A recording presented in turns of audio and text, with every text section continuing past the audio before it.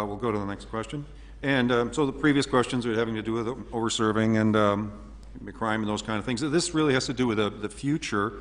And this last question that's related to the alcohol harms and thing. And that's basically from the report, the alcohol harms report, the South Bay rankings of 7 cities with high alcohol density. The higher alcohol density had a higher rate of crime, and the cities with the low alcohol density had a lower rate of crime.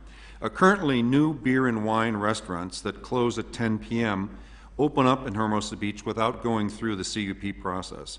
And the CUP process includes public hearings. The same by right process can also add new liquor stores. So basically that means if they've got a location and got a ABC license, they can open up.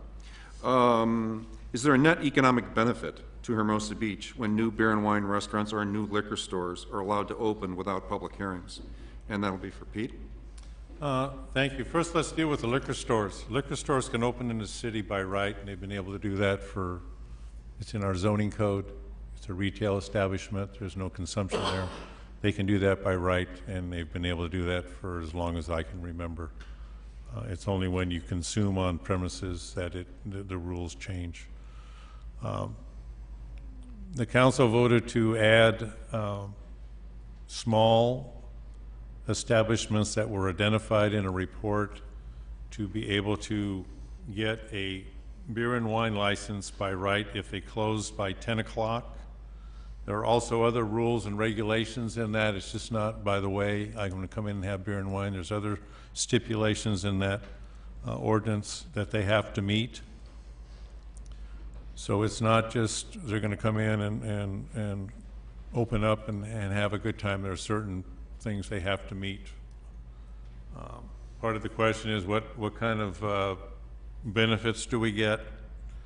To me, it's a benefit for these smaller restaurants. It stimulates local foot traffic. Most of these are small mom and pop restaurants that at the time they came, they needed some economic help, and the council said by 10 o'clock and you're done. Most restaurants, and you've heard, most good restaurants are closed by 11 o'clock anyway. But these are small establishments. The square footage is limited on how big they can be. There is a list, and there's not some that are not very big. One that comes to mind is Creme de la Crepe, Bruno's place. That's very small. He can get that by right.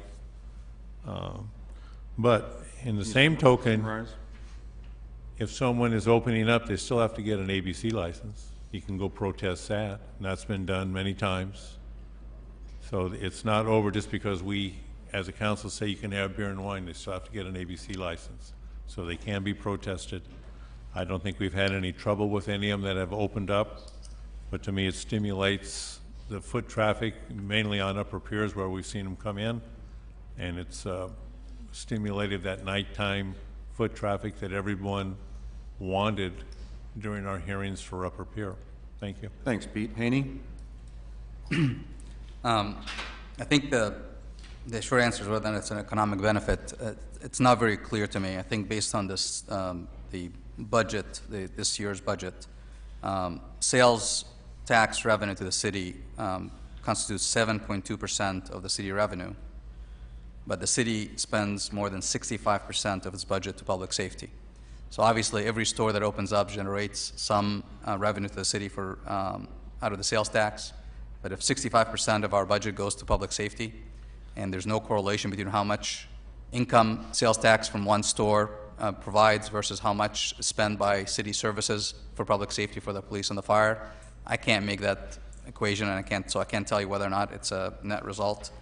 I think, based on my experience with the ride-along, our police force and our firefighters definitely do not have the resources that they need to manage the conditions that we have in our Pier Plaza, especially on the weekend, on a Friday or Saturday night. So I think if we continue to add in more stores that sell alcohol, that just makes the situation worse. And there's no correlation between the burden that these stores take on to the burden that the city is paying for the police force. I think from my standpoint, my understanding of the alcohol by right ordinance that was adopted by the city council. It basically, if I want to go out and open up a store on Hermosa Avenue, as long as I basically get an ABC license that limits me to beer and wine, and I close at 10 o'clock, I have the right to do that, regardless of whether or not there's 3 other bars on the same block, regardless of whether or not there's a daycare center on the next block, regardless of how many houses are there on, on the other side of the property. And I think from my standpoint, I would have rather have the city council have the authority and the ability to go through a CUP process, evaluate the applications being provided, put the conditions that they want, because that really gives us the incentives, gives us the enforcement. If you don't have a CUP that you can go in and, as Mr. Powers mentioned, shut a place down, giving a permit by right doesn't give you that authority. And if you're going to wait for our city attorney to go to court and get an injunction against a store to close it down, I have never heard it happen, and I'm not keeping my hopes up that it would be happening. Can you Thank summarize? you. Thanks, Haney. Steve? I think there's 2 answers to the question. The beer and wine license, okay? I think beer and wine licenses should be given to anybody that wants to open a business in this city, okay? And I think that the city council should support that and help them get it through the system, through the ABC. And the reason I say that is because when you do the math on a small business, a restaurant, let's say it's 2,000 square feet, okay? Their rent is going to run about $80,000 a year, approximately, if you go through, which I've done, and you do a study of what the people get for their rents in the cities.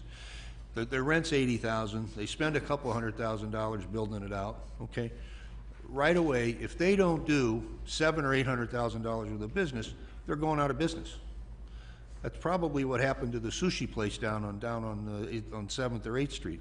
So I would be an advocate, okay, of helping those people get their beer and wine licenses based on the current laws of closing at 10, et cetera, okay? Because they can't make it if they don't have it, they can't make it. It really is that simple, okay? As far as the liquor stores, Pete brought up a conversation which I may not be aware of. We may or may not be able to stop it, but I think we ought to have CUPs for liquor stores. I think that half of our, not half, but a big part of our problem with the drinking, with the kids drinking in this town, and Pete mentioned it earlier, okay, is they come into the city, they go to the liquor store, they buy 2 pints of booze for $8, they walk around the city, they drink it, and then they go in the bars and they buy a $15 drink and they sit there and sip it for 2 hours. So let's don't make it any easier for them to operate the way they operate. Can you summarize? Yeah, and I just don't think we should make it easy in terms of the liquor stores. We should make it easy for people to come in and be drunk and disorderly in our city. Thanks, Steve. Michael? Thank you, Al. The buy right item, I'll break it up into 2. The easy one first. In terms of the markets, this was not something I was quite clear that we had in the code until I read and studied for this question. I'd actually be opposed to taking the buy right for the market off the table. We have enough markets at the moment. I don't think this is critical. With regard to the business, with regard to the restaurants though, the buy right item was actually a proposal I made about 2 years ago. I think this is one of the very few ways we can incent restaurants that are exclusively restaurants. Here's why that's important to me. First, the way a business can, in this field, makes profit is by serving more alcohol. So there's always a desire to open later and serve later. What the buy right does was makes it very easy for a real restaurant, like exclusive restaurant, closed by 10, right, to actually serve beer and wine. It takes the complication off the table. I don't want to be giving away more alcohol either, but I'm optimistic about this because there's really never, ever any incident of a real restaurant turning into a causing an alcohol problem. It doesn't come from there. We need to incentivize the middle part of the evening so that there's actually restaurants that the residents want to go to and can enjoy in the evening. We do that in the middle of the day. We do that with New Orleans. We've done that with Creme de la Creme. Let me just say one thing, too, about the hearing process. One of the things that's unique about buy rights is it gives us an ability to take it away in a way that the CUP does not. The buy right is not a land use. The CUP is a land use.